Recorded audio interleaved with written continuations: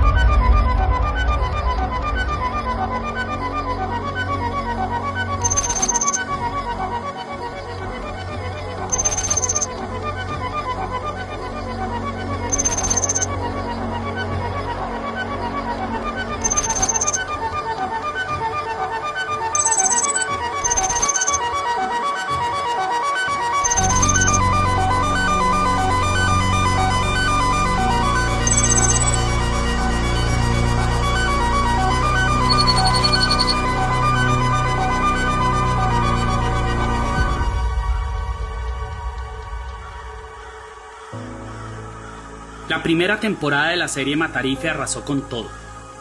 El huracán salió de la misma cañería oscura en donde llevaban 30 años anidando los hechos y los personajes. Sus vientos endemoniados trajeron el exilio, y con él un vacío profundo y renegrido en el que solo había espacio para los párrafos que serían vestidos con los colores de la temporada que se difundió el año pasado, la segunda, Señor Masacre.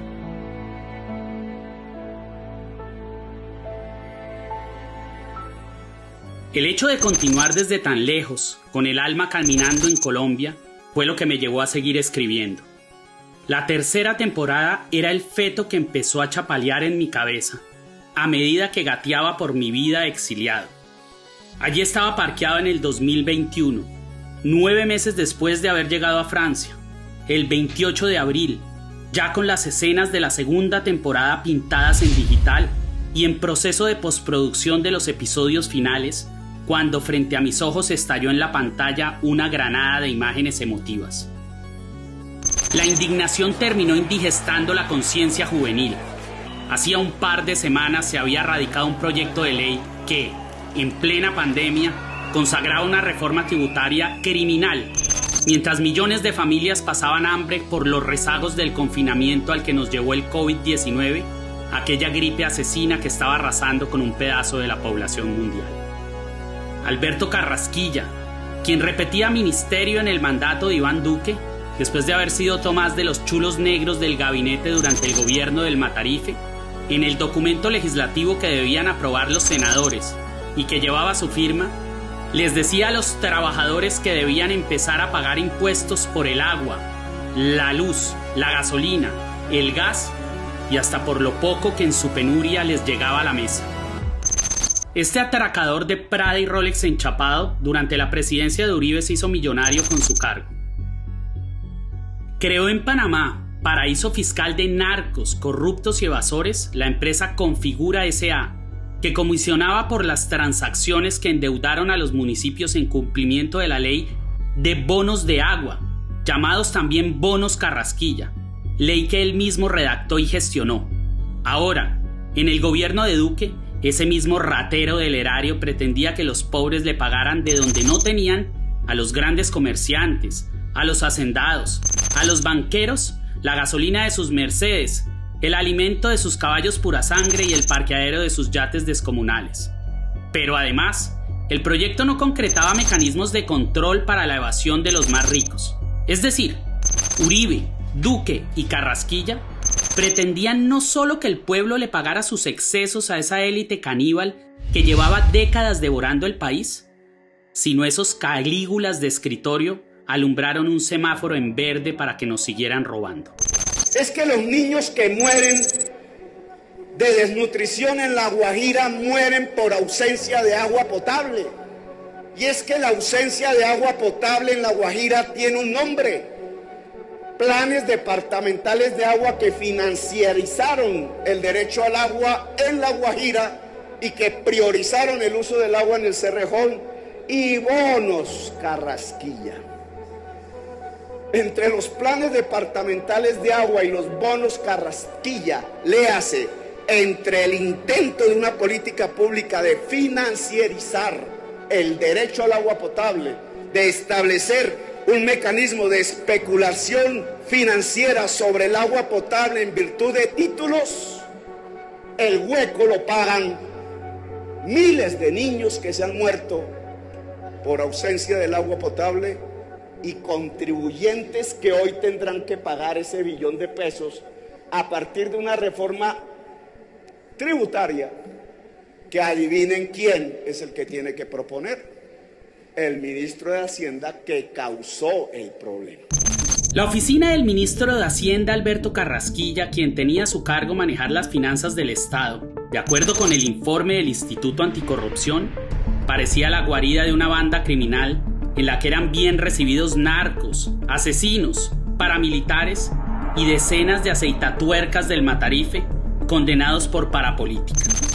Asistían frecuentemente en procesión de bota Miguel Pinedo Vidal y Juan Manuel López Cabrales, ambos políticos y lacayos del violador de niñas y genocida paramilitar Hernán Giraldo.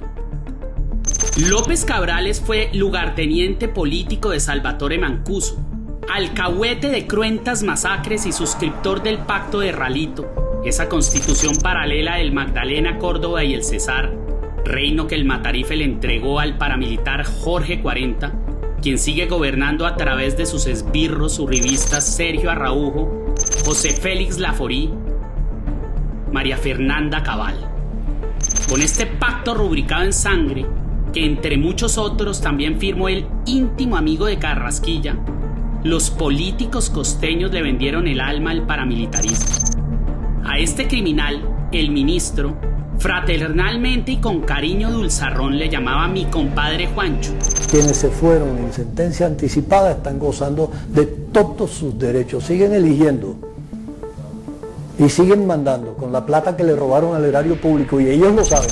Miguel Pinedo Vidal, otro parapolítico con un inmenso container de muertos en la conciencia, apoyó pública e intensamente las dos campañas presidenciales del genocida de las 3 décadas. Además, tanto él como sus hijos y varios familiares han sido tenidos en cuenta para ejercer importantes cargos en los gobiernos del señor Masacre y de Iván Duque. La lista es cuantiosa. A esa oficina ministerial llegaban añejos clanes delincuenciales de tradición, como el de los Zucardi García, cuyo principal exponente es Álvaro el Gordo García, condenado por asesino, específicamente por haber determinado la masacre de Macayepo, en la que las Sauce asesinaron a 12 campesinos al estilo Paraco, a machete por tajos en las extremidades y luego a la yugular y con garrotazos certeros hasta hacerles estallar el cráneo. Con el ministro se sentó el agente de inteligencia de Álvaro Uribe, Mario Aranguren, condenado por filtrar la información financiera de los magistrados que interceptó y perfiló el DAS de forma ilegal. De tal calibre eran los compinches de aquel funcionario chupasangre. Este oscuro personaje, el mayordomo del señor Masacre y directamente relacionado con lo más selecto del AMPA de corbata y de motosierra, es quien amarró con injusticias la ley que puso a pasar hambre a millones de pensionados, el que le vendió la banca estatal al sector privado, quitándole un pulmón económico a los ciudadanos. Siguen actuando, legislando en favor de los grandes poderosos, como si no hubiera nadie en la calle, como si nadie estuviera haciendo reclamos. Tenemos un gobierno y un Congreso de la República desconectados, enajenados de la situación real, de lo que está pasando en las calles. El que se le entregó sin condiciones, cual masoquista sumiso a las multinacionales Drummond, Pacific Rubiales y Glencore, usando el país de colchón con la ley de estabilidad jurídica, quien no ha parado de hacerles mandados tributarios a Sarmiento Angulo y Ardila Lulo, aquel que se ufanó de que su nombre apareciera en los Panama Papers y el mismo que sin asomo de vergüenza dijo que los millones que tenía encaletados por fuera eran para meterlos luego al país y no para sacarlos de él. Ese mismo, el que escupe siempre una sonrisa cínica cuando le hablan de humanismo, es Alberto Carrasquilla Barrera, el ministro de Hacienda Pública e Impuestos que llenó de razones a la juventud para manifestarse aquel 28 de abril de 2021, fecha en que el gigante se levantó con rabia. A tal punto quiso reaccionar al Estado colombiano como solo podría hacerlo el descendiente en el poder de Pablo Escobar que hoy nos gobierna. El Matarife tiene una forma particular de hablarle a la juventud. A los universitarios y adolescentes les habla con la ternura de un capo enardecido y descompuesto al que le robaron unos kilos de cocaína. Uribe es aquel titiritero supremo que manipula con precisión hasta la más diminuta de las instituciones gubernamentales. Su legado ideológico constituye la médula espinal de la policía y el ejército. Y es por eso que, de acuerdo con lo que traducen los informes de las más reconocidas ONGs, jueces, magistrados y corporaciones jurídicas nacionales e internacionales, en Colombia, como lo haría un cartel de la droga con sus enemigos. Asimismo obró la institucionalidad militar y política con estos gloriosos jóvenes soñadores que serán recordados por siempre.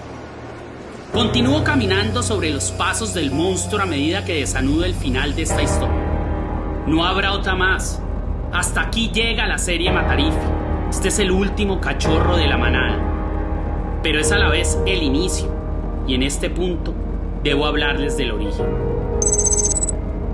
Para referirme a ello tengo que tener en cuenta un par de senderos que cruzan Latinoamérica y recorrer los pasos de César.